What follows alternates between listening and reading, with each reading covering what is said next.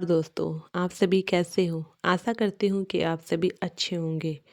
नवरात्रि तीसरा दिन 2026 माँ चंद्रघंटा की संपूर्ण कथा, पूजा विधि, व्रत नियम, चमत्कारी रहस्य और सही समय, ये सब मैं आपको बताने जा रही हूँ। जैसे कि मैं हर बार आपको विधि, टाइमिंग और हर माता की कथा भी बताती हूँ, वैसे ही इस वीडियो में भी बताऊंगी। बस आप प्यार बनाए रखना और प्लीज़ चैनल को सब्सक्राइब करके जाना। तो चलिए मैं शुरुआत करती हूँ। जय माता दी। क्या आपने कभी महसूस किया कि जीवन में अचानक डर बढ़ जाता है, बिना कारण मन अशांत रहता है या फिर बार बार परेशानियां सामने आती हैं? तो समझ लीजिए, आपको आज चंद्र घंटा का आशीर्वाद चाहिए। नवरात्रि का तीसरा दिन सिर्फ पूजा का दिन नहीं, बल्कि आपके जीवन से डर, नकारात्मक ऊर्जा और बाधाओं को खत्म करने का दिन है।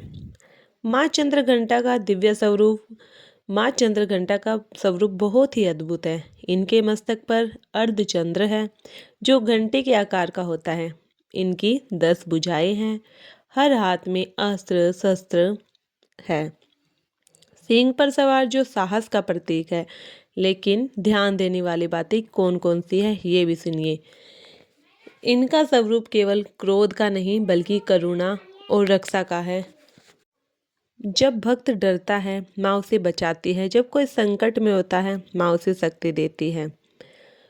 गहरा आध्यात्मिक रहस्य है जो बहुत कम लोग जानते हैं कि माँ चंद्रघंटा हमारे मणिपुर चक्र से जुड़ी होती है। जब यह चक्र जागृत होता है, आत्मविश्वास बढ़ता है, डर खत्म होता है, निर्णय लेने की शक्ति आती है। इसलिए इस दिन ध्यान करना बहुत जरूरी है। आंखें बंद करें और माँ का ध्यान करें। माँ, मेरे जीवन में हर डर को दूर करो। पूजा का सही समय है 4 बजे, 4:30 बजे से 6 बजे तक। अभिजीत मुहूर्त, अगर सुबह ना हो पाए तो 11:45 से 12:30 तक, 12:30 तक। ध्यान ध्यान रहे, पूजा हमेशा शांति और एकाग्रता से करें। विस्तृत पूजा विधि सुनिए 15 मिनट। अब मैं आपको सबसे सही और पूरी विधि बता रही हूँ। तैयारी, घर साफ करें, पूजा स्थान शुद्ध करें, चौकी पर लाल कपड़ा बिछाएं। स्थापना, माँ की मूर्ति या फोटो रखें, कलश स्थापना करें। पूजा प्रक्रिया क्या होगी? दीपक जलाएं, धूप करें, जल अर्पित करें, रोली अक्षत चढ़ाएं, फूल अर्पित करें। अब सबसे जरूरी बात सुनिए, घंटा बजाएं। यह माँ चंद्र घंटा का बहुत प्रिय है। विशेष भोग और उसका महत्व है। दूध से बनी मिठाई, खीर, शहद शहद चढ़ाने से वाणी मधुर होती है, दूध से शांति मिलती है। और 7वां मंत्र जाप 5 मिनट करना है। मुख्य मंत्र ओम देवी चंद्र घंटाए नमः 108 बार जाप करें। ध्यान रखने वाला मंत्र कौन सा है, ये भी सुनिए। या देवी सर्वभूतेषु शक्ति रूपेण संस्थिता। तो सुनिए, अब मैं आपको कथा सुनाने जा रही हूँ। अब सुनिए माँ चंद्र घंटा का विस्तृत और भावनात्मक कथा। बहुत समय पहले जब भगवान शिव और माता पार्वती का विवाह तय हुआ, भगवान शिव बारात लेकर पहुंचे, लेकिन उनका रूप देखकर सभी भयभीत हो गए। उनके शरीर पर भस्म, गले में सर्प और रूप अत्यंत भयानक। यह देखकर माता पार्वती के माता पिता घबरा गए। तब माता पार्वती ने सोचा, अगर मैं अपने वास्तविक स्वरूप में नहीं आई तो संसार मुझे स्वीकार नहीं करेगा। तभी उन्होंने एक दिव्य रूप धारण किया। उनके वस्त्र पर चंद्रमा घंटी के आकार में चमकने लगा। उनका रूप अत्यंत सुंदर और तेजस्वी हो गया। यह रूप था माँ चंद्रघंटा का।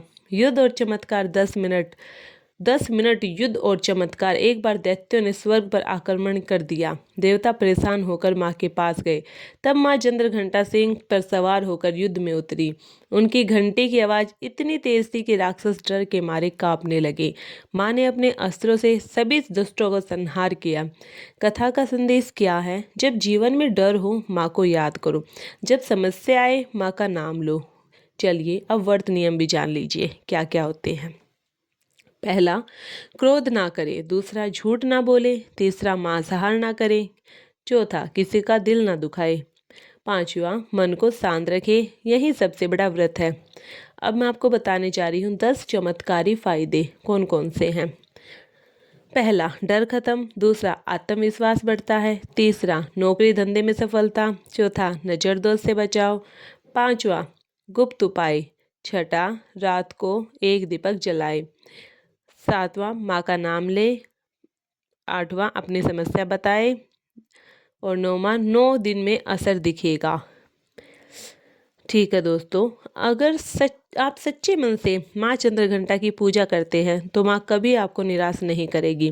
बस विश्वास रखें और माँ को याद करें। प्रेम से बोलिए जय माता दी। सारे बोलो जय माता दी।